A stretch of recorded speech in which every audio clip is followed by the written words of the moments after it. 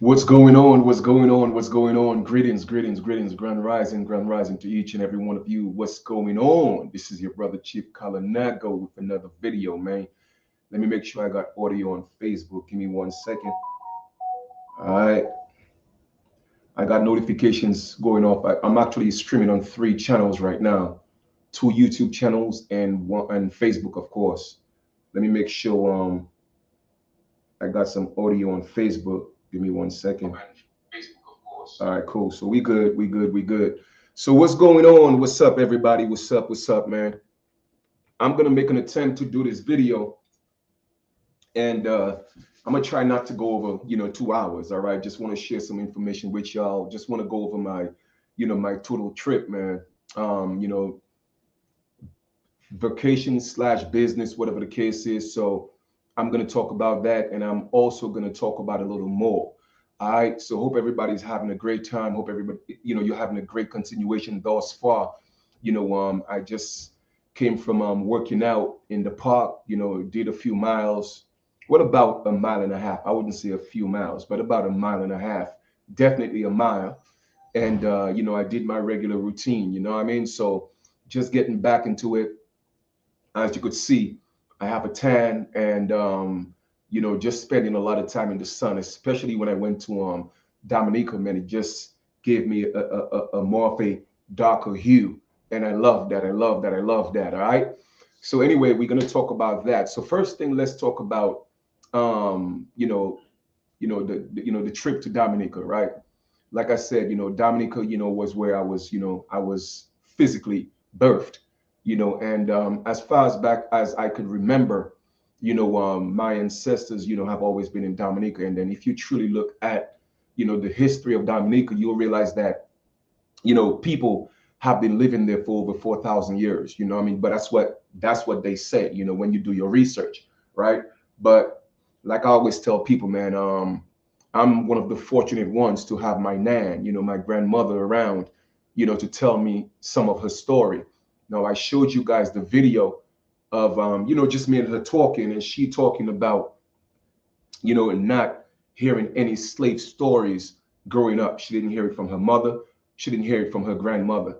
You know what I'm saying? But like I said, I'm one of the fortunate ones. But what I realized is, it doesn't matter where you go. It seems like governments are literally always keeping the people down, because Dominica is one of the richest places on earth. If not, I mean, I don't want to be biased, so I'm just going to say one of the richest places on earth. It's called the Nature Island of the Caribbean, but it is one of the richest places on earth. Why is that? Because you could find any type of remedy. All right. You could find any type of remedy for anything, any diseases. Guess what? It's in Dominica. Any type of diseases is in Roseau, Dominica. You could find it. That's where Dr. Sebi went to do a lot of his research, but he ended up opening, his healing center in Honduras. All right, because of for political reasons. You feel me? And I'm saying all that to say is even the people there, they don't realize how rich they are. You see what I'm saying? So in this video, I'm gonna break down first world countries, second world countries, and third world countries, and what they really mean. I'm also going to show you that North and South America is an illusion. Like I've always been telling people, you see, we don't realize how divided and conquered we are. Okay. And we spend so much time separating ourselves, and we wonder why we can't come together. We wonder why we can't get back on top. We wonder why we ain't got a seat at the table. Well, we ain't got a seat at the table because we don't know how to unite. We don't know how to come together. I remember, like I said, I was one of the first ones on YouTube, facts over feelings, one of the first ones on YouTube, in fact, on the internet, period, talking about us not being black, talking about us are the original American Indians. All right. And man, I was being ridiculed. All right. I was being made fun of. You feel me? By guess whom? People who also call themselves American Indians and American Aborigines. Why? Because of hatred, animosity. You know what I'm saying? And that's the mentality of a lot of people. All right. And one thing people have to realize is that you cannot go up against those that are called and chosen and win. You can't win, period. You feel me? Because we have favor with the ancestors. So when you come up against me, you go up against the ancestors, and you don't realize that. And literally everyone who have come up against me, look at where they're at now. You know?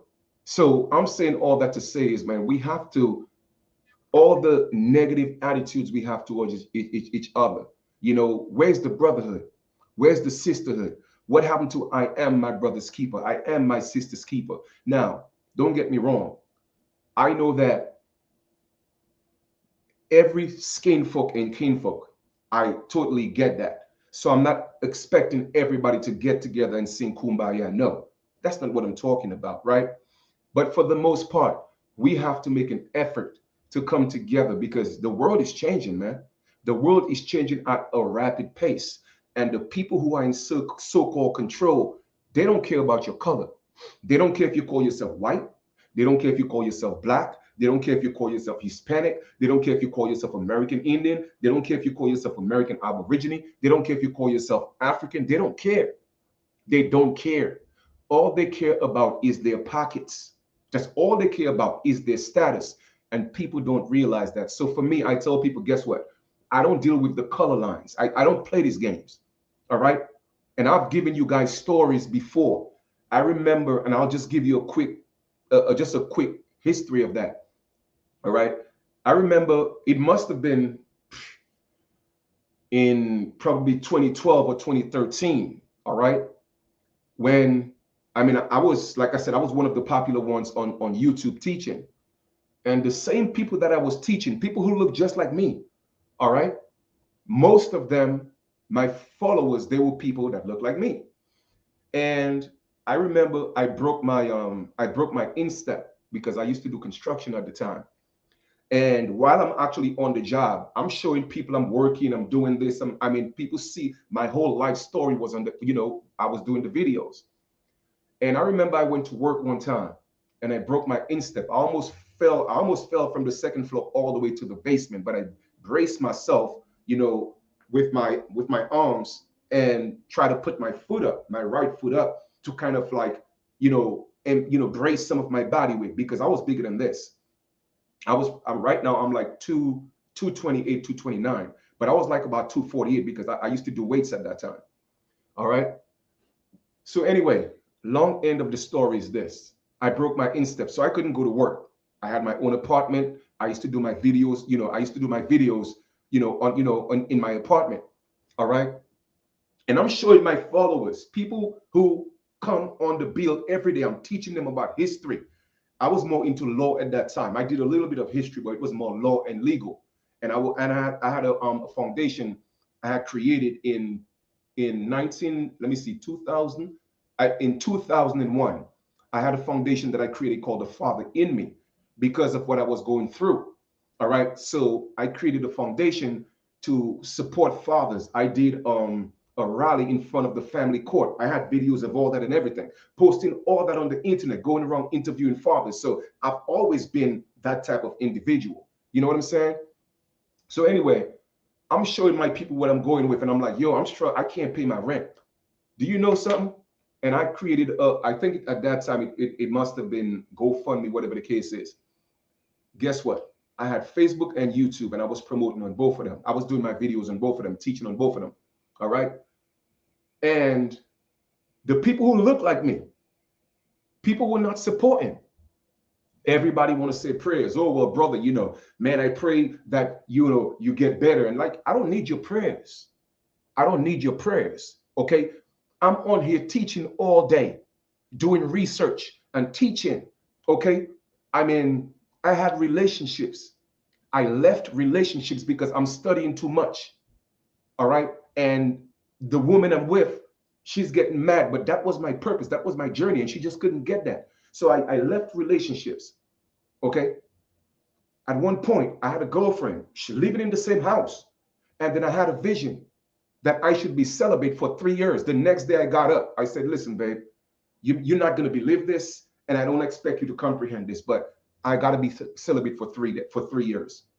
Why 3 years? I don't know. That's what my ancestors came and told me. That's what I did because I've always listened to my ancestors, right? So anyway, I told her that the very next day. She thought I was crazy because I'm studying hard, always in books and reading and researching. So, and mind you, we stayed in the same house. That relationship was already into it. I think in about we was already a good 2 years in. How do you as a woman comprehend or perceive your man telling you, hey, after a year and a half to 2 years, that he want to be celibate for 3 years? So of course, it causes strain on the relationship. So she tried to, work it out, sleeping in the same bed. She can't touch me. I can't touch her. It's not her fault, but that was my journey. All right. Anyway, we broke up. And I said, listen, I was fair enough. I said, listen, this is my journey. I don't expect you to understand. At that time, I said, understand. Yes, I said, I don't expect you to understand, you know, what I'm going through. So if you feel like you got to do you, do you. I respect it, So anyway, we separated and I went on my journey. So I'm saying that I made all these sacrifices to teach my people. And when I fell down, none of them, okay, listen to what I'm saying. None of them looked out for me. You know who looked out for me? An Italian guy that I met through my cousin when I went to Vegas. All right. He knew my cousin. Everybody, we went to Vegas hanging out, and everybody was just mad chill. All right. So then I moved to Arizona with my cousin for like about almost a year. All right. And man, we would hang out all the time, and dude was mad cool. Guess what? He was the one who looked out. Okay. When I went through what I went through, he sent me $500. He said, listen, bro, you don't even got to give me that back. I didn't ask him. He sent it voluntarily. Okay, voluntarily. But the people I was teaching, the people I was making the sacrifice for, the people who I left relationships for, the people I was literally doing paperwork to help with child support and all these things. There was a brother in Florida. Okay, he lived in Maryland, and he moved to Florida. And for whatever reason, he and his daughter's mother, they broke up. And she wanted to take him to child support. And literally, the threats, you're going to go to jail. We're going to do this, a warrant for your arrest. Guess what? I got involved by myself. And then all I did was I sent one document to the Maryland court. Guess what? Family court. He never heard from them again. Never. That's how deep I was into this game. Okay? But it wasn't my people who looked out for me. Here's another thing again. I'm on Facebook. There was a lady from California. I'm not going to call her name. If she's around, she probably know who she is. Okay? Now, this is, mind you, this is a pale-skinned woman. A pale-skinned woman. The people you'll call so-called white, that was a pale-skinned woman. Me and the woman never had no conversation.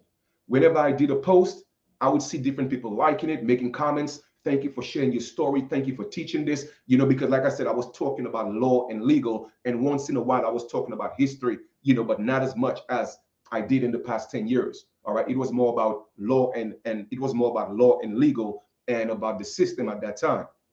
So the woman sent me an inbox. She said, listen, I saw your video. I saw your story. I would like to help you pay your rent. All right. Help you pay your rent. A Caucasian lady. Never met the lady, never spoke to the lady. I said, nah, you know what? You don't have to do that. You could just give a small donation if you want to. She said, no, I want to. Then she asked me for my information. The woman paid my rent for 2 months. For 2 months, and didn't want anything back. But yet still, the people who look like me, they were the ones that thought I was just here begging people. No, I fell. And I don't like to ask people for things, but I fell. I couldn't work. I couldn't do anything. You saw me in the big cast. I had all that in the videos with my leg up. You feel what I'm saying? So the moral of this story is this, okay? People that look like us, we have this type of mentality when it comes to each other, that Either we enjoy seeing each other down, or we don't give a flying you know what when each other down. But then we are the ones that's always quick to play the color game. We always quick to call the pale man the beast. You don't know what the beast is. The first beast was a man of color. That's how ignorant and stupid a lot of you are. And yes, I said it, you're stupid. Okay?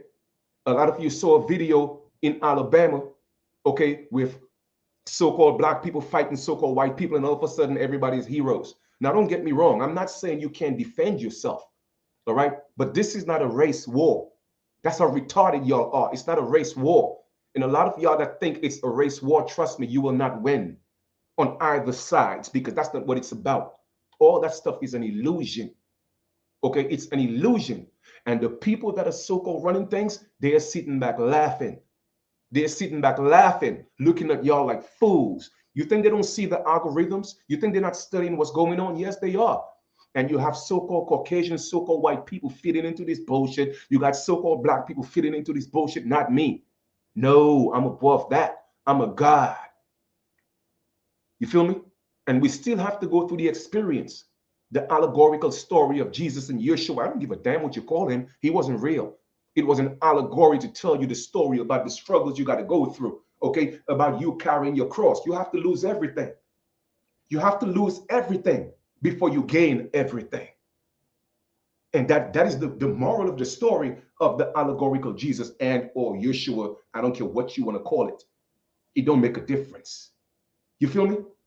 And then once you have gone through it all, you have carried your cross, and people say, hey, you know what? Let me help you carry the cross. Nah, yeah, you could help me for a second, but I got to take it back. And then they got to crucify you. Guess who's going to crucify you? Your own people, the people that you are trying to save. That's why you can't. The moral story, another story in that story is this: you cannot save people. You cannot save people. They got to save themselves, because the same people that you're trying to save, they're the ones that's going to crucify you. It was all allegory. You feel me? So going back to Dominica, what I realize is that a lot of people in Dominica, they don't realize how rich they are, how powerful they are, but they got governments playing with their mental, all right, teaching them that they are poor mentally. Now they have Kentucky Fried Chicken. People go to, lunchtime, they're around the corner waiting for Kentucky Fried Chicken, eating all that, I'm poisoned food, but yet still, you live in an island, like literally the Garden of Eden. It is still one of the Garden of Eden on earth. You feel me? Every disease that you could think of, you could go to Dominica and pick a leaf or some plant or some fruits and get rid of it. I'm talking about anything. How is that the people can't see that? How is that they can't see how rich they are? So that's crazy. But overall in all, I had a great time in Dominica. I'm first off, I want to thank my relatives, for just making it possible to even be there. All right. And then all my old time friends, we had a high school reunion. It was amazing. It was amazing. I had a great time. Old people I haven't, folks I haven't seen in a long time, look out for me. You know what I mean? Hey, even when I was in the city, hey, you know what, bro? Come. I got a place to lay your head. So I thank y'all. That meant a lot to me. You feel me? That meant a lot to me. You did. Because I had to come all the way from the country to go into the town. And then that back and forth was just too hectic. And I'm telling you, the roads is just crazy, right? I'm talking about it's an S and air. And let me give you a quick story. There was my cousin, actually he knew the guy. They went to Dominica, and the way the roads are, all right, he was in the car, I think, with about 3 or 4 people, and the car went down into a valley, because you have to be careful when you're driving in Dominica, because the roads are so thin, and if you just literally your wrist, you make a wrong turn, you're going to end up in a deep valley. All right, so the car went down into the valley. All right, and he tried to get out, and then he died. But I think the other people may have survived, but I'm not sure how the story went. A few of them may have been paralyzed, or if they all died, I don't know. But I'm just saying all that to say, man, it's still a beautiful island, and because of the hurricane they had about 5.5, 6 years ago, Hurricane Maria, the government is not fixing anything. Okay, because all governments care about is their pockets. Okay, these people don't care about us. They don't care about us because if they are parasites, hence the word politics. Poly means many, and a tick is a blood sucking vampire. You see what I'm saying? So that's what they're there for, to suck our blood. And people don't realize that. And you talk about the left wing, the right wing, the red, the blue. Man, it is the same bird. It's the same people. They are all related, and they only have one thing in common: is to keep the little people down. This ain't got nothing to do with the color of your skin. This is about the have and the have-nots. And even in the have, there is still a hierarchy because there are people in the world, they have so much money. I mean, they literally have about 70 to 100 zeros behind their money. Now, hear what I'm saying. They have at least 70 to 100 zeros behind their money. In other words, their money could never end. But yet still people are poor. People are struggling. People are in the streets. And people don't see that. People are afraid to rise and stand up. So that's happening all over the world. Not just in Dominica. It's all over the world. So like I said, I had a great time in Dominica. It was good seeing people I hadn't seen in years. You know, boom. Came back into the US for about a day or two. Had to go to London. Okay. London was beautiful. Once again, I met uncles and aunties. Okay. I had never met. Cousins I had never met in my life because why? Everybody went on their own journey. All right. But the most amazing part of it, yes, I enjoyed the scenery in London. I mean, my auntie took care of me, took me all over the places. My uncles, my cousins, everybody was just looking out. And of course, it pays to be the first grandson. You see what I'm saying? So they treated me real well. But the real joy for me was spending time with my nana, spending time with my grandmother. Like, I can't even describe that. I couldn't even describe it. At 92 years old, you know, how many people could say, you know what, I got to spend time with my 92-year-old grandmother. And of course, I did a video, you know, with her. But I have another private video with conversations. We spoke for over an hour, and I'm recording that. But those were private conversations I didn't want to put on the internet, you know, for people that's not relative, blood relative. You see what I'm saying? That's for them. But I'm talking about stories when she was a little girl. She went back all the way till she remember going back all the way when she was a little girl. I'm talking about 6, 7, 8, telling these stories when she was 13, a 92-year-old woman. Hmm? And one of her sisters transitioned a few years ago. She was, I think she was in her 80s. Then her brother, who transitioned, was also in his 80s. So I came from good genes. I'm saying all that to say the stories that have been told and the stories that are there. And one of the richest places on earth is the cemetery. Okay. Well, Chief, what are you talking about? It seems like you're all over the place. Now, I'm gonna tell you why I said that. Okay. One of the richest places, if not the richest place in the world, is the cemetery. You know why? Because too many people die with all those ideas. Too many people die with all those concepts and ideas that will change the world, the next big thing. Because why? They don't pass on those stories. So I was just fortunate enough to be able to talk to her and get those stories before she transitioned. Before she transitioned. Okay. But looking at London and looking at Dominica, what do they have in common? And even the United States, what is the most common factor when it comes to people of so-called color? Okay, we are all facing the same form of discrimination. Is it because of the color of our skin? No, it has nothing to do with the color of our skin. It is a status issue. Why? Because all over the world, we were put in a category to be called black. Now, I'm going to tell you why is that important. Look at East Indians. I have seen many East Indians who are darker than me. I would be tempted to say, "Bruh, you black." But I know nobody's black, so I'm not going to be that ignorant and stupid to call people black. You feel me? But guess what? East Indians don't call themselves black. Why is that? Because they know it's a status. Okay? They know it's a status. Now, here's a little something I was privy to. Now, y'all could go ahead and do your own research.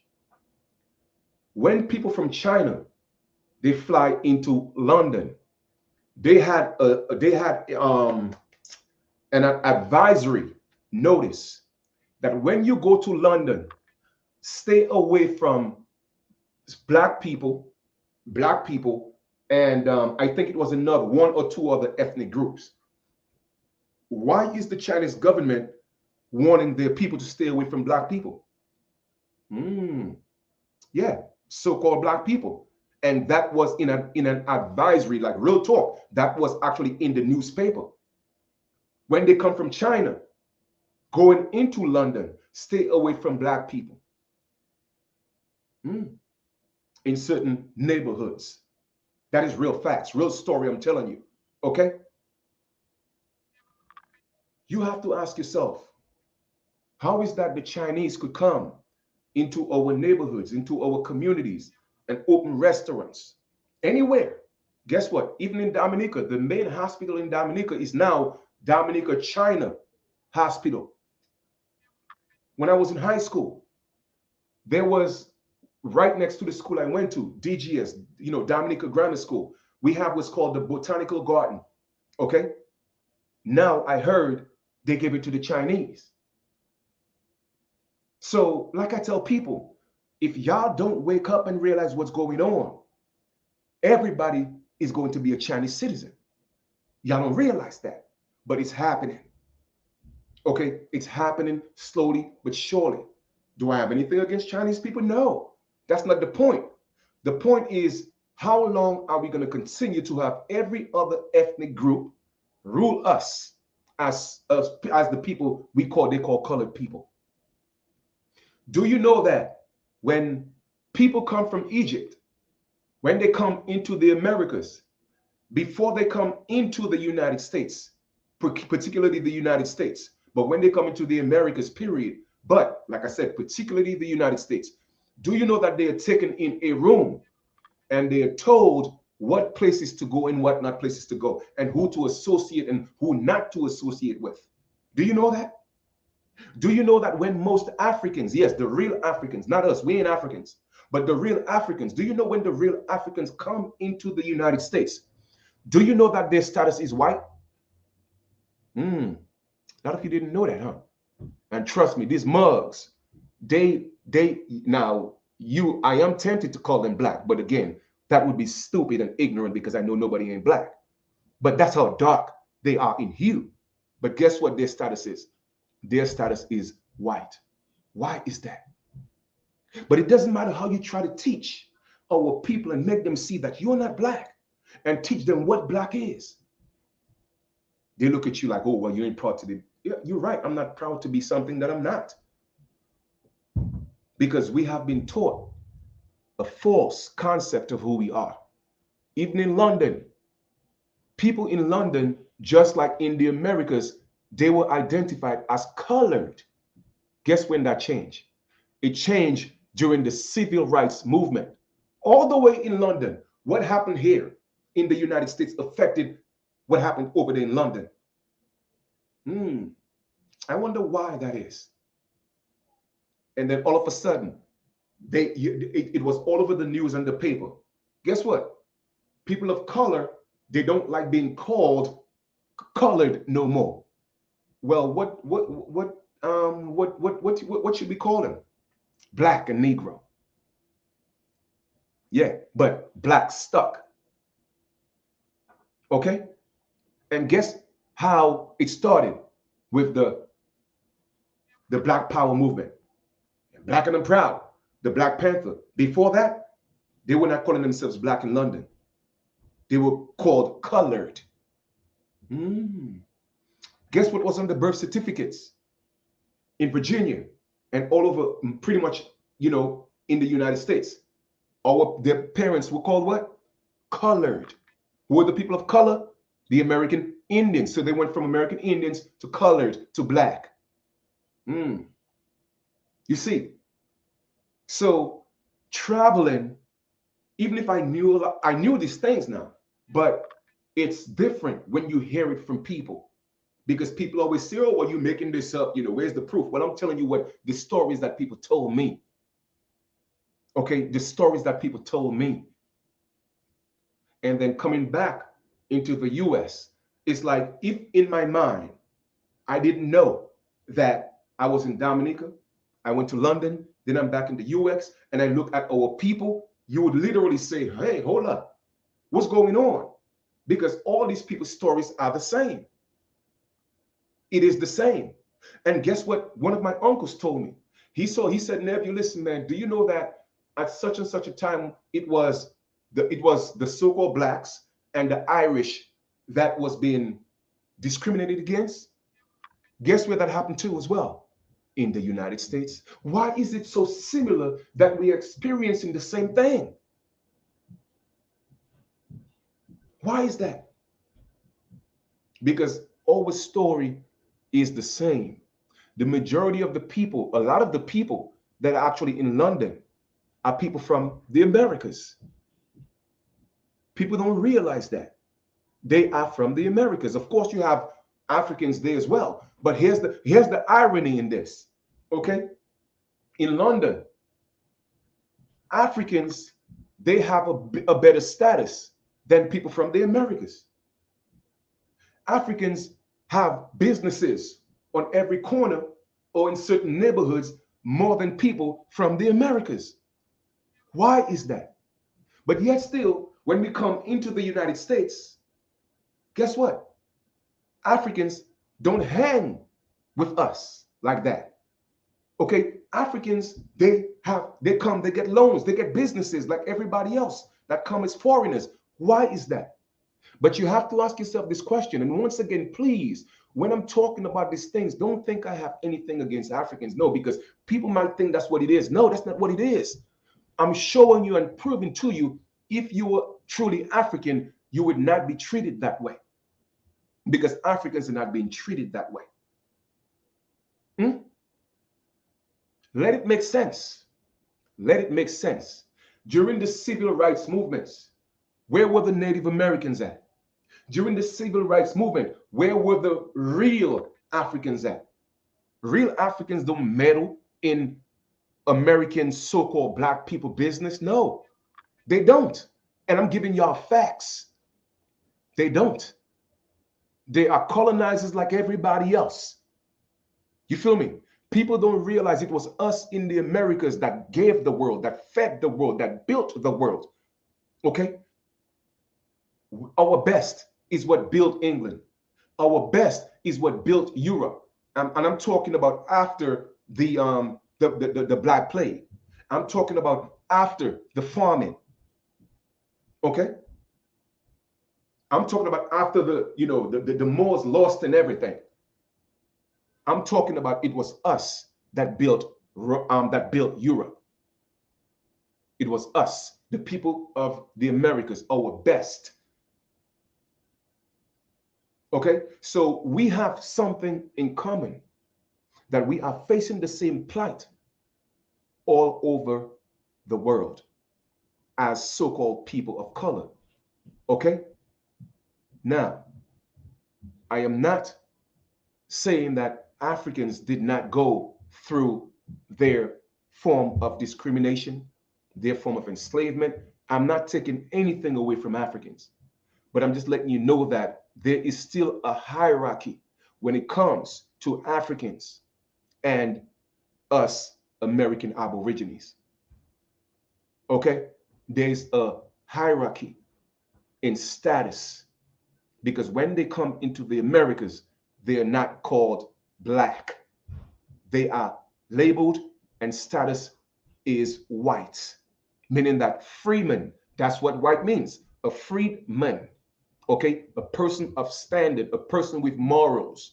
Black means death, immorality, weak, poor, sordid, swart, filthy. That's what it means. And you don't realize that it wasn't us that was called black. It were the pale people that were black. And then we took up the curse of the pale man. Now we are here, and we going through it. Why? Because you don't realize you have taken the curse.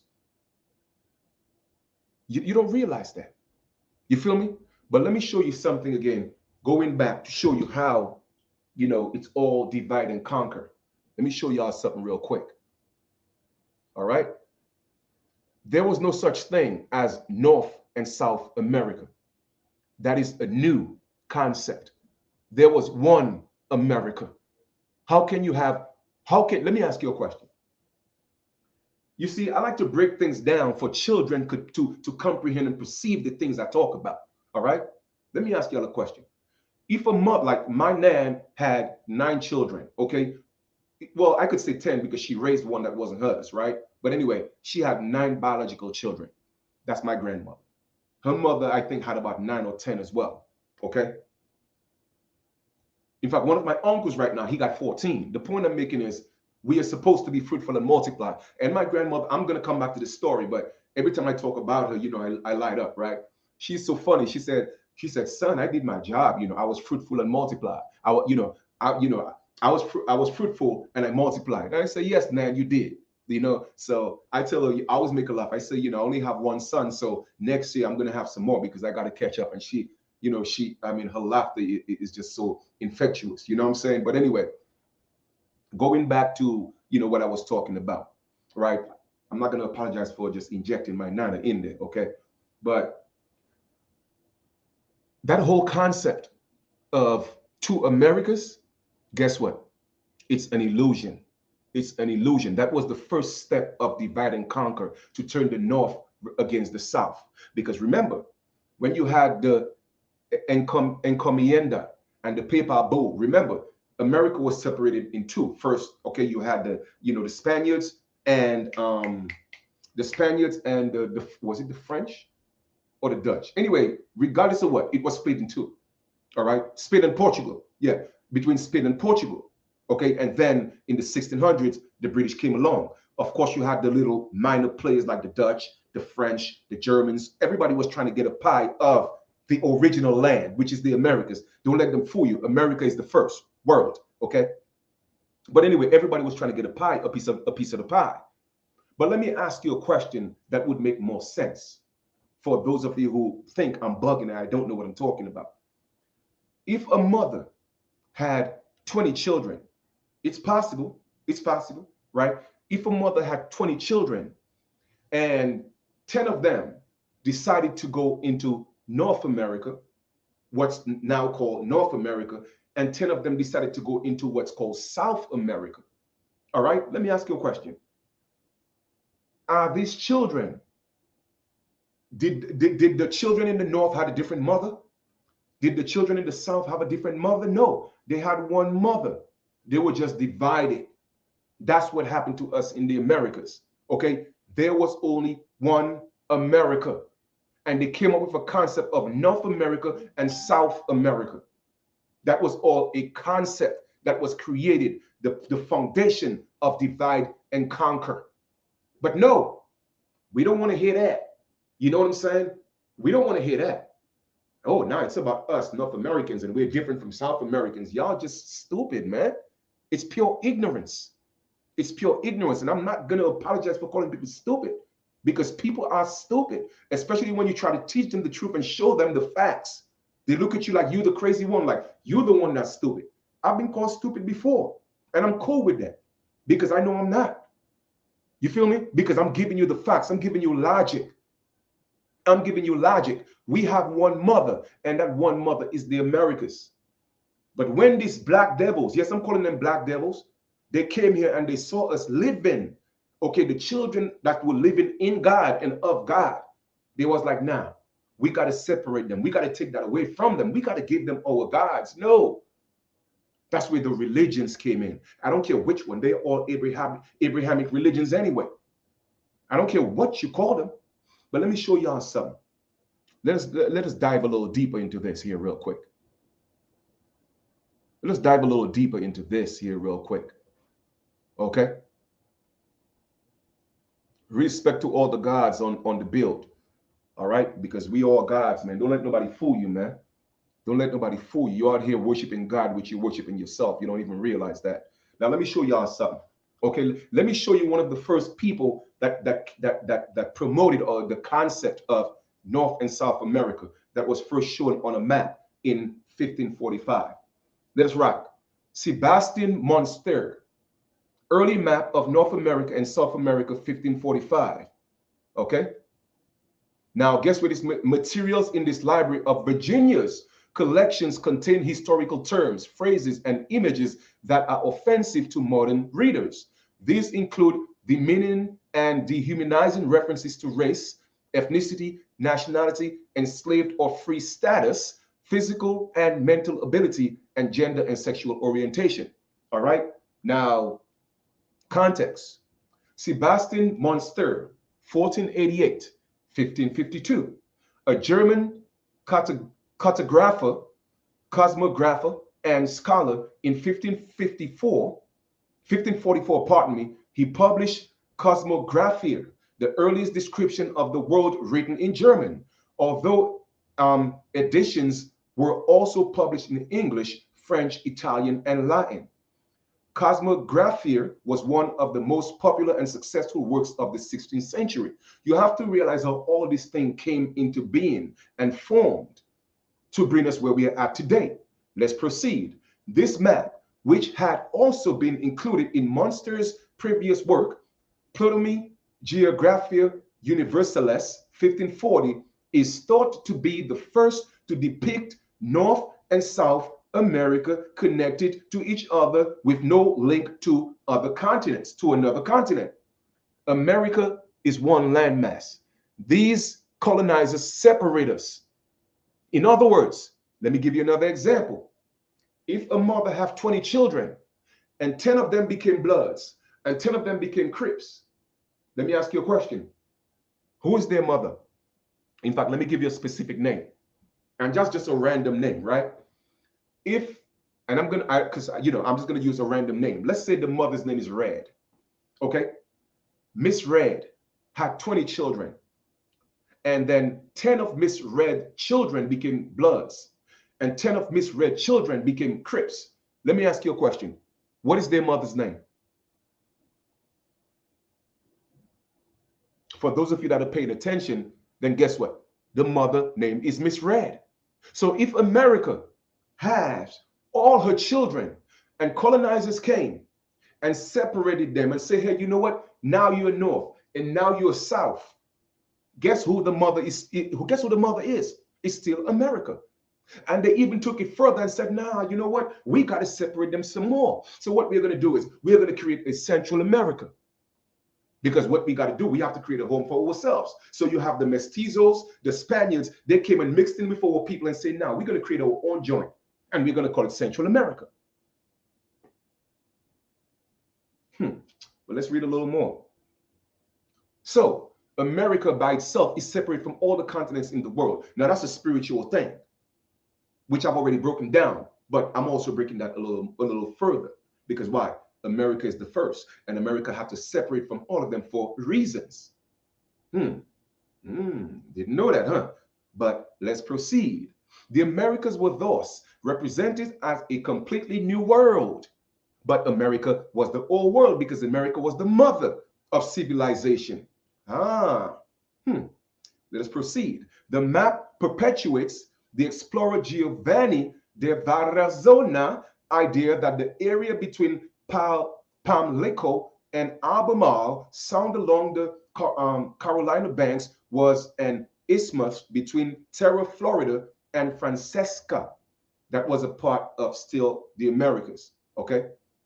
With a sea above it connecting to the Pacific Ocean. The illustrations include a ship representing Ferdinand Magellan's ship that circumnavigated the globe, and the flags of Spain in the Caribbean and Portugal in the South Atlantic, showing the areas claimed by those countries. All right. Once again, they came and they claimed those countries. Why? The doctrine of discovery. It wasn't a discovery, it was a rediscovery because our ancestors were already there. Okay. Early map makers like Monster depicted the New World based on maps drawn from coastal explorations, land travels, and even information heard word of mouth from various sources.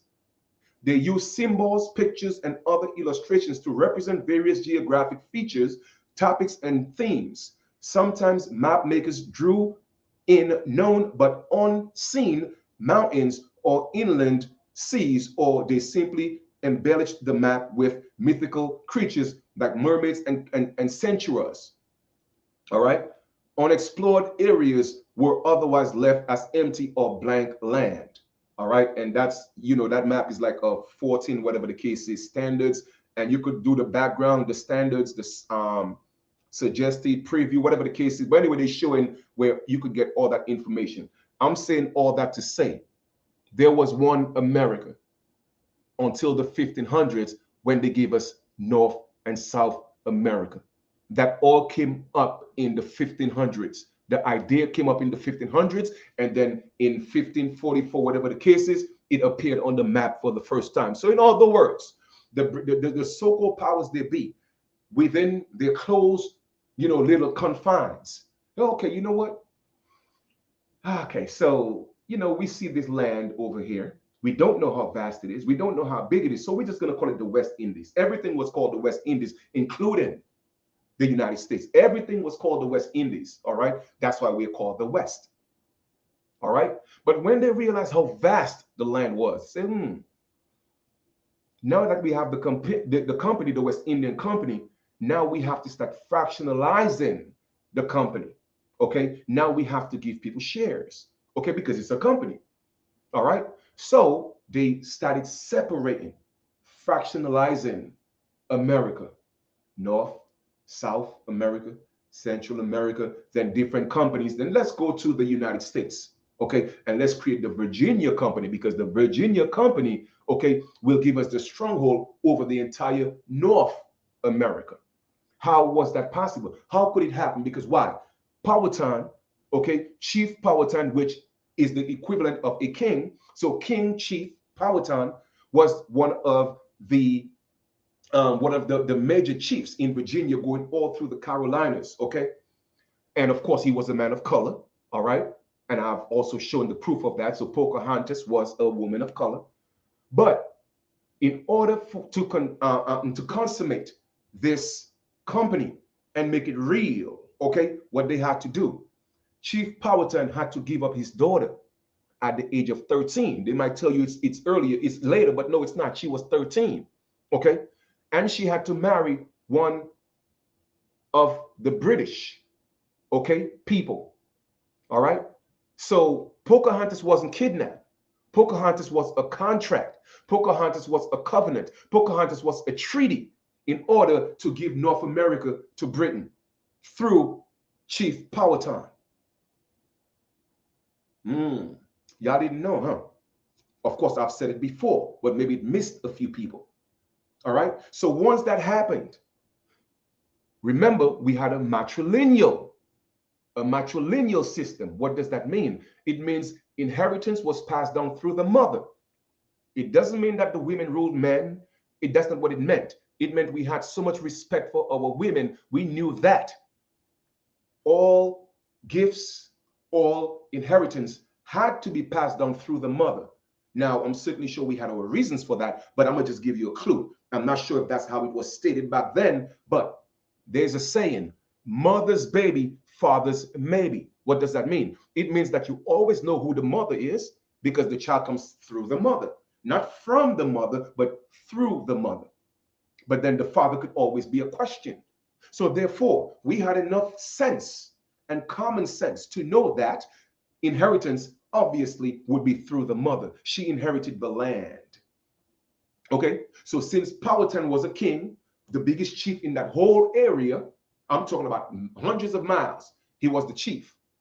Then his daughter is the next heir. So who's going to get the inheritance?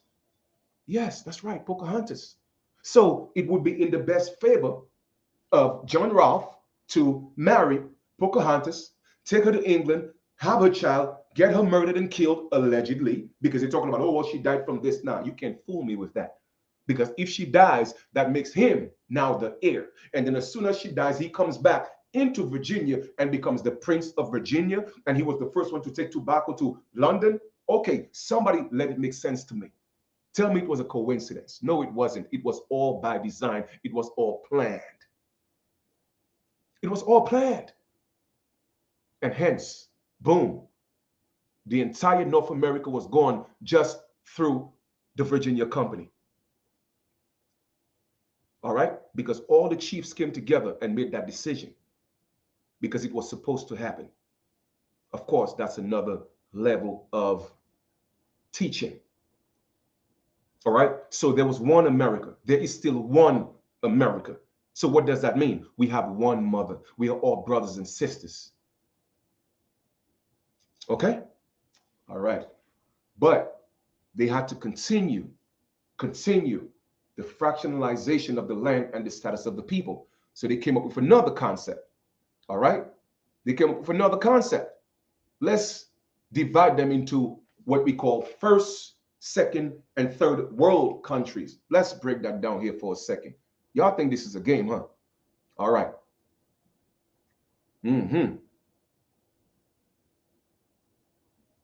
Grand Rising lineage, what it is. Let us go and see what a first world country is and see where it started from. Okay? Let's break that down. Let's break that down. First world country. What is a first world, aka developed or industrialized country? First world. First world, an antiquated term for developed and industrialized countries characterized by political and economic stability. Okay, so now for a country to be a first world country, look at the criteria. It says an antiquated term, in other words, a term of antiquity, developed. So that means it went through a process of evolving. And industrialized countries characterized by whom? Political and economic stability. So if a country decide that we don't want you to be a first world country, all they have to do is get involved in your politics and destroy your economic stability. And you could go from a first world country to a third world country. You see, words. In the beginning was the word, and the word became flesh. You see why it's important to know how to break words down? Politics, political is the same thing. It's all politics. Once again, what's politics? Poly means many. A tick is a blood-sucking insect. So they're nothing but insects, sucking insects. They are vampires sucking our bloods, and we don't realize that. Let's read. Stability and democracy. Let's look at the word democracy. The word democracy deals with demon, to demolish.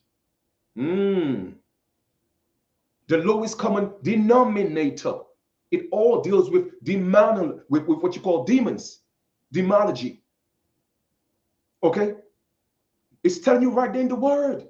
Democracy, demon, a demon. That's who they are. They are demons. The rule of law, capitalist economies, and high standards of living. Now, who determines that? Who determines what is a high standard of living? Let me ask you a question.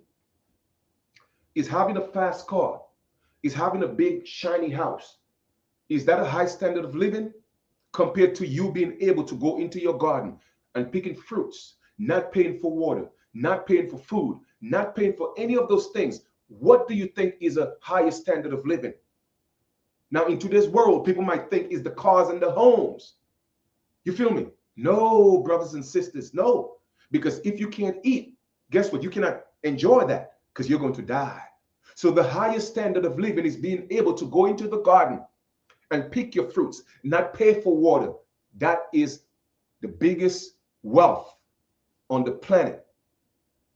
And we don't realize that. So they have us chasing materialistic things. Let's read just a little more. What is the first world? First world, a term developed during the Cold War in the 1950s. You see, all these things is new in the 1950s. Originally referred to a country that was aligned with whom? Here we go, the corporation, the United States and other Western nations What's a nation? A nation is a corporation. That's why they all came together and created nation states. So we have businesses controlling everything in opposition to what was the Soviet Union and its allies. You see the Soviet Union? So when they try to tell you, oh, well, the Putin is the biggest enemy and all, don't listen to the hype, man. It is all politics. It is all an illusion. No, I don't know anything about Putin, whether he's a good man or a bad man. I don't care. That ain't got nothing to do with me. I'm not here to advocate or support Putin. No. I'm just letting you know. Anytime anybody's going against the United States and those Western nations and their ideologies, don't always believe the hype that they are the bad ones. That's all I'm just saying. Okay? Since the collapse of the Soviet Union in 1991, the term's meaning has largely evolved. Currently, it describes a developed and industrialized country characterized by political and economic stability, democracy, the rule of law, a capitalist, okay, economy, and a high standard of living. Okay, the term first world originally applied to countries that will align with the, well, we already read that, a high literacy rate. In other words, we're gonna in those other countries we decide to call third world, we're gonna make sure that they don't have a high literacy rate. Okay, we're gonna cripple their economy, we're gonna cripple their school system, and we're gonna make sure that they're not literate. Okay. And basic literacy is just to become basic comprehension, reading and writing. Make sure they don't have free enterprise. Okay, a rule of law are other common characteristics of first world countries. You feel me? Some critics argue that the concept of dividing nations into three worlds represents an antiquated perspective. Many first world countries have certain demographics that are in extreme poverty, which is more representative of developing countries. Other countries with third world status are quite prosperous. Understanding the first world. Examples of first world, you have United States, Canada, Australia, New Zealand, Japan, several Western European nations qualifies as well, especially Great Britain, France, Germany, Switzerland, and Scandinavian countries. All right, so we don't have to go into the examples, but I just want to give you a concept of what first world countries are and where they came from, where that term became popular in the 1950s, and how they are determined to be a first world country through political activities, economics, and all these different things. That's the high standard of living and literacy. Okay? All right. That is a first world country. Let's take a look at a second world country. See how they categorize that. All right? Second world country. Oh, you didn't know they got second world countries, huh? Yes, they do. They do. And why do you think there's first, second, and third, the Trinity, huh? All right. Let us rock. The term second world was initially used to refer to Soviet Union and countries of communist bloc. It has subsequently been revised to refer to nations that fall between first and third world countries in terms of their development status and economic indicators. So it's all about status. That's why black is a status, white is a status, and of course we know which one means slave. So that's a second world country. Let's go to a third world country and see what a third world country is. Third world country. Third world country. Here we are. The third world. The term third world was originally coined in times of the Cold War. We're going back to the 1950s, right? So you see when all that came about, right? When all these powerful countries decide, oh, you know what? Once again, we have already broken up the Americas, broken up into North and South, then Central. Then we got to go in and we got to do some more dissecting. We got to start taking out the organs. You see what I'm saying? Taking out the organs. Doing some transplants, taking out the heart, taking out the liver, taking out the kidney. Let's dissect these Americans, the original Aborigines, and let's displace them. All right, but not just our inheritance, not just our birthright, but I'm talking about through economics. You know what I'm saying? Literacy, all these different things. The third world, the term, was originally coined in the times of the Cold War to distinguish those nations that are neither aligned with the West, NATO, nor with the East. So anytime you go against the West or the East, you're considered a third world country. Now we coming for you, son. They're coming to take you out. They're going to make sure that you're crippled. Why do you think Haiti is going through what Haiti is going through? Let me ask you a question. If Haiti and Dominican Republic, they are the same landmass, okay? It's Hispaniola. Now, why is that? Earthquakes and all these different, you know, I call them, well, I'm not going to say plagues, but I'm just saying. How is that Haiti is going, let me just put it this way to be politically correct. How is that Haiti is able to go through all the things Haiti is going through right now, but it's not happening in Dominican Republic? You're trying to tell me that the earthquake is only happening, it's one landmass now, but the tectonic plates is only affected in Haiti and not in Dominican Republic. Somebody missed me with the bullshit. But you see, once again, we don't look at Haitians as our brothers and sisters, right? Because now Haiti is poor. Haiti is considered a third world country. You see what I'm saying? So we don't stand with Haiti. But Haiti was the first country to get its independence and the first country to say, listen, we don't care what the world is doing. We don't care how they're enslaving you. We are going to give you citizenship. You want a passport? Come to Haiti. We'll give you a passport because we are all brothers and sisters. Haiti was the first country in the world to do that. But where we at? Do we look out for Haitians now? No, we don't. Okay? But all people want to run to Africa. Oh, let's go build in Africa. Oh, let's go build a school in Africa. Let's do this. And once again, I ain't got nothing against Africans, but I'm just showing you, we're not taking care of home. But we always want to take care of somebody else. Let us proceed. But a third world country is one that was not aligned, meaning that we are not dealing with your ideologies. We are not aligned with that. That's not our business with the West, NATO, or the East. The communist bloc. Today, the term is often used to describe the developing countries of Africa, Asia, Latin America, and Australia, Oceania. Okay? So when you realize what has happened, okay, and how, like I said, everything was broken down, everything was fractionalized to take away our core of who we are. We are the only ones that have a right to be called Americans by birthright, okay? By birthright and inheritance. We are the true Americans. Yes, this right here, okay? Everybody else is a foreigner. Everybody else is a United States citizen, okay? By either birth or by naturalization.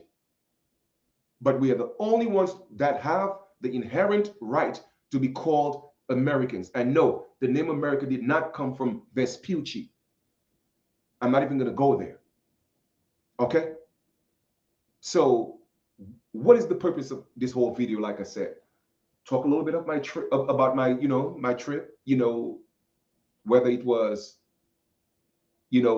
Dominica, London, and back here, showing the comparison with the people and realize that we all share something in common. It is quite ironic to me that wherever anybody from the America go, and I proved that in London, they are treated a certain way. But other ethnic groups that's not from the Americas, but they have our complexion, they are treated better. I saw that with my own eyes. They are given statuses that we are not given. Even right here in the Americas is the same thing. But we are too blind to see that. Why is that? Why is that? If we are all supposedly from Africa, if we are all supposedly black, why are we the ones being treated differently? Does that mean there's something about us that they're not telling us? Does that mean that there's something about us that's putting us in that position to be always last? But not anymore, though. Because guess what? The cycle, you see, this is how it happened. We started from perfection because what? America was the first, and the first had to become the last, and therefore the last will become the first. So that's why all people are waking up like this. But you see, a lot of people don't get it. They don't know what's going on. So now it's going to turn into chaos. It's going to turn into chaos. But now, don't mind you, out of chaos, okay, order will be formed. But we got to go through the chaos. You see, so we started from here, perfection, the God people, boom. Then we had to descend all the way down into our lower selves, right? Into our lower self. That's why in 1492 they could not come with their gods before 1492 because it wasn't time yet. But that was just 1492 in the Gregorian calendar. All right. So we missed about 28,000 years. But anyway, I already spoke about that. So now we had to come all the way down here. And in the process of devolving, we had to go through a process of what's called forgetfulness. Forgetfulness, the land of Nod. No, I'm not saying that to equate that with what's in the Bible. It's all allegory. The land of Nod means, a wanderer. Okay, so we have to become wanderers in our own land. So we went through a process of forgetfulness. But when we got to the bottom of the arc, right here, okay, that's when things have to change. And then all people have to wake up from that coma, that forgetfulness, and now ascend back into the number one position. But we have to be very mindful. It is not about power of abuse. Okay, it's about bringing back the balance, because we are the ones that's going to do that. It's not going to happen in Africa. I don't care how much you run to Africa. I don't care how much you run to Europe. I don't care how much you run to Asia. It's not going to happen here. This was the foundation, the Americas. It has always been, and it will always be the foundation. Everybody have to come back to Mama. Period. You feel me? So with that being said, whatever you see happening around is going to continue to happen, because a lot of people don't try, they don't really comprehend what's taking place in the mental, aka spiritual realm, because that's all it means. Okay, the heavenly realm is the mental realm. Okay, we create heaven. Okay, there's no mystical place called heaven, and there's no mystical place called hell. No, we created that. It is our thoughts, our imagination that created that. All right. So you could create heaven or you could create hell. But right now we are on the brink, not the brink, but we are going through the experience of creating our heaven on earth. So what has to happen? The purging has to take place. All the sex rings, the drug trafficking, the cabal, all these people, Hollywood, all that stuff is going to be exposed. All that stuff is going to be crushed down. Yes, because we are going through the process of healing. We are going through the process of rebuilding, and that's what it's about. And then while we are going through all this, we are making our way, and we're going into the Capricorn age. What is the Capricorn age? The Capricorn age is the heaven on earth. A lot of you are not going to experience it because you don't want to change your ways. You don't want to change the way you treat people. You don't want to love. You want to hate. You want to live your life with animosity and hatred and envy. You're not going to make it in heaven. And you think going on your knees and praying to Jesus and Allah and all these things is going to take you to heaven? No. No. I got some bad news for you and sad news for you. You're not going to make it to heaven. And I'm not judging you. I don't know you. I don't know what you did, but I'm just telling you that's not the way to heaven. The way to heaven is not praying to Allah and Jesus and the Bible God. No, it's not. The way to heaven is through your actions. That's the way to heaven. The way you treat people, the way you live your life, that's the way to heaven. That's the way to make it in the Capricorn age. Because guess what's going to happen? This earth right here is going to transform. And you see all the 4G and the 5G, those are just God frequencies that they are putting to fight the frequencies of the God frequencies. You feel me? So to every action, there's a reaction. To every cause, there's an effect. Because we still live in that heavily influenced world of duality. You feel me? So a lot of people are not going to make it. I don't care how much you pray. I'm just giving you facts.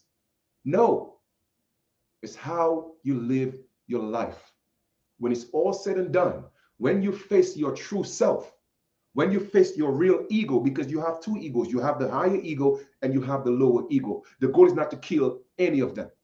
Like you hear people say, oh, well, you got to kill the ego. Go ahead and kill your ego. Because guess what? You'll be killing your real self. All right. So that's not my thing, but that's your thing though. Okay. But the goal is not to kill the ego. You have a higher ego and you have a lower ego. One deals with the higher echelons of vibrations, frequencies, the mental heavenly realm. And the lower deals with, of course, the lower frequencies. You know what that means, right? So the goal is not to kill the lower ego. The goal is to raise the lower ego. In other words, that Adam that was born of the flesh, that was born of the earth, you have to breathe life into Adam, because what's going to happen, a lot of us right now, we have that Adam in us, but Adam is still lying on the earth, and Adam cannot breathe because why? Adam does not have the spirit, the soul of breath. Adam is not a living soul. So now you have to go and breathe into Adam and give Adam life again and make Adam a living man. That's what it's all about. It's all allegory, man. That's what it is. And teach and raise Adam. But how you have to do that? You have to do that through Eve. Because why? She's the mother of the living. It is all allegory. Because the spirit of the breath that came and breathed into Adam was the feminine energy. And when he rose and he looked, he said, wow, thank you. You shall be called the mother of the living. That's why the male man comes through the female man. Because everybody is man. You have male man and female man. And everybody is womb man, because everybody came from the womb of the man. Ooh, Chief, stop. I think I gave them enough. It is all symbolic, man. All symbolic. And it's all in the book. You just have to be able to open your eyes and see what it is. Yeah. All right. So we have work to do. Let us not allow the systems, okay, to continue to cripple us and take away our sovereignty, man. When you go look at the allegorical book, in chapter 1 of Genesis, it said what? We had dominion. We created an earth, a home, so that we could have dominion. But a new government was created in chapter 2, creating a new man that said, nah, you ain't got dominion over, you don't have that dominion you had in chapter 1. No. In chapter 1, you didn't have to work. In chapter 1, you didn't have to till the ground. But now I'm creating a new man. Okay? And you got to till the ground. You got to work. Okay? You got to work for yours. That was a new covenant. That was a new government. That was a new leader. That was a new Lord God. Not the God in Genesis chapter 1. That was a Lord God. Lord means a ruler, a new ruler. Y'all going to get that work. Okay? And so now we have to get from underneath the rulership of the Lord God in Genesis chapter 2 that taught us to till the ground, work, because through tilling the ground came the bloodline of Job. What does Job mean? Job means job. We are not supposed to be working. We are supposed to be living the life of Genesis chapter 1. Be fruitful and multiply and have dominion. Yes. Okay? And that's what we are supposed to go back to. Period. Okay? So like I said, man, this thing is all symbolic, man. And when you know, you know. It is really that simple. So yes, you have two powers, duality. So those of us who know, we got to come together. We got to form institutions. We got to put in that work. Because our ancestors need us, man. Because they're not here to do the work physically. All right? Of course, they can make things happen, but we got to call on our ancestors. You see, they give you these false idols to call onto. And they're on every corner. Every corner is a church. They're the synagogues of Satan. And you don't realize you're serving Satan thinking that's God. No, man. You're serving the devil. Because he was given the world to rule for over 6,000 years. So now we are going through the process of the purging. And that's why you see all these things happening in Hollywood. That's why you see all this, the sex trafficking thing is being shut down. That's why they're making you think now. Putin went to Ukraine to arrest sex traffickers, but they will not tell you the truth. Okay? They will not tell you the truth. Now, I'm not saying the man is my hero. I'm just letting you know, man, truth is truth. I don't care where the truth comes from. It's truth. And it all starts here. You're thinking. No amount of paperwork could make you sovereign. None. All right? That is the last part of the process. You have to be free here. You heard what Bob Marley said. Emancipate yourself from mental slavery. He didn't say physical slavery, because it's through the mental slavery that the flesh becomes enslaved. Slave, obey your earthly masters as you would your God in heaven. Now, a lot of people think that the allegorical book was telling people to be slaves. Literally, no. It is talking about the higher self talking to the lower self. But that was the problem. The higher self wasn't supposed to enslave the lower self. No. So slaves, obey your earthly masters. In other words, slave, the lower self, obey your earthly master, which is the higher self, as you would your God in heaven, your mental realm. Because heaven is the mental realm. And this is not supposed to be the slave, because it housed the real you, but we made it a slave. And anytime you create a slave, trust me, there's going to be a rebellion. So the lower self had to rebel. And that's why the lower self had to enslave the higher self. Hence, the original people had to be enslaved by the last. Yep. And now it has to be reversed. But we should not be tricked into thinking that we have to enslave the lower self. No. The lower self and the higher self have to become one. And that's what's called the perfect marriage. And whether you like it or not, it's going to happen. You can't stop it. I can't stop it. But because I know the truth, then I'm rocking with it. You see, there's a difference. So you could fight as much as you want. You could rebel as much as you want. Trust me, it's going to happen. Because that's just what it is. You see, when you see things from a God perspective, you know that things are. You see it for what they are. So it is what it is. I cannot alter it. You cannot alter it. None of us can. It just is. And it's going to happen whether you like it or not. The heaven on earth is going to be here. And for those of you who can't align yourself with that, then you won't make it. Because the whole atmosphere is going to change. We're going to live in a different earth, in another dimension. All right? And then all the souls that have not gotten the message or who have not graduated, they will be put in a whole nother dimension where another third dimensional world will be created. I'm just saying, you are not going to experience heaven until you learn your lesson. That is the whole point. You have to learn the lesson. You have to graduate. Hence the word universe, from universe to university to graduation. They're telling you what it is, man. So even if the original university, which is the universe, you still have to graduate from that. You have to graduate. If you don't graduate, you're going to repeat the fourth grade. But you're going to repeat not the fourth grade, the third grade, which is the third dimension. The fourth grade is just the fourth dimension. The fifth grade is just the fifth dimension. That's all it is. That's all it is, man. So you had 4G. Now you have 5G, because why? They're preventing you from graduating. That's what this is all about. The 5G is literally to send different frequencies. Okay? That's all it is. To entrap your mind. It's not going to make your phone faster. No. That's what they're telling you, but it's not. It's not. I'm just saying, though. It is to triangulate our energies.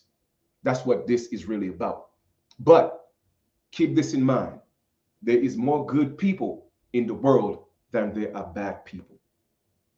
Always remember that. Because why? We are at the end of those evil bastards' reign. Okay? So more people are becoming enlightened. More people are becoming loving. More people are becoming good. Okay? And that's why the righteous God frequency is here. And it's either you want it to rain on you or you want to get your umbrella. Guess what? I'm not afraid of the rain. Let it pour down on me. You dig? And that's all I got for you today. All right. So y'all enjoy the rest of your continuation, man. I love y'all, man. I thought I plugged in my laptop. What happened? Battery's dying and everything. But man, listen. I hope you found some value in here. Like I said, I'm not gonna do this whole 2-hour video. So been an hour and 19 minutes. Didn't plan on being on here that long, but hope you find something. Going back, like I said, from going to Dominica, London, showing, just kind of showing you the similarities of how you know, us American Aborigines out. And again, it's not, it's by design. All right. That's why when you go through a port, they have to take all your information because they know who we are. That's why they have to create ports and give you, and you need a pass. You need a pass to go through that port. Okay, you need a pass, hence the word passport. But they have to have all your information, country of birth, all that stuff, so they know who we are. So wherever we go, we're going to be treated a certain way. And when other people that look like us, that's not from the Americas, they get to be treated another way. Why? Because they know who we are. They know we are the first. They know that. And anytime, the moment we realize that, and we know that to be true, which it is, we're going to unite and come together, and we're going to shake. We're gonna literally just bring back the world in the order it was supposed to be. We are the ones that have to create the order. You know why? Because we're the ones that created the chaos. Yes, facts. We're the ones that created the chaos. So it is our responsibility. Now, it doesn't mean other ethnic groups are not going to play their part. That's not what it means. Of course, you have a lot of the pale people that's going to play a part. Some of the Asians are going to play their part. Some of the East Indians are going to play their part. Everybody's going to play their part. But it won't happen. It won't come into fruition, all right, until the American Aborigines stand up, wake up, get up from that coma that we have been in for thousands of years, not just 500 years. No, that's 500 years Gregorian calendar. Okay, we have been under this coma for longer than that. Thousands and thousands and thousands of years. That's why you have these so-called natives, they're able to step in and say, this is who we are. And people who look like us, even if you show them the truth, they still can't get it. Because that's been wiped out from their memory for thousands of generations. Okay? But we here, we never came, and we ain't going nowhere because we got work to do. Like I said, I told you when I come back and I touch this U.S. soil, we going in. So I got a few things I'm going to be working on. I can't do it alone. So I'm going to do a video, and anybody who want to reach out and want to be a part of that, you're more than welcome. All right. But I'm going to take the initiative, and I'm going to get back into putting some things together so we could start stepping up. We have to get into this so-called political arena, and we have to, like I said, you know what politics means? Many ticks. We have to go with our what do you take and spray ticks? Anyway, tick killers. Okay, so we have to go in and we have to get into those spaces and look for those ticks, and we have to spray them with whatever. That is our job right now.